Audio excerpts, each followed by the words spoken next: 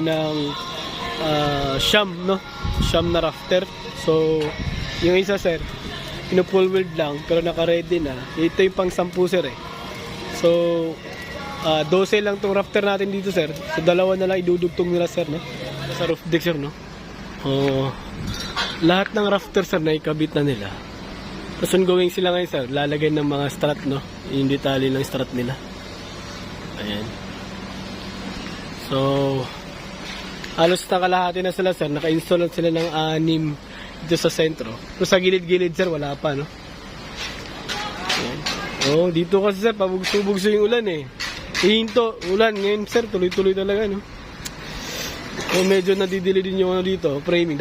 Medyo mabilis dapat installation dito sir eh. Hindi naman sila makapag-welding pag ulan kasi mag-ground din. Mag-ground yung tao. Nakasa ulan.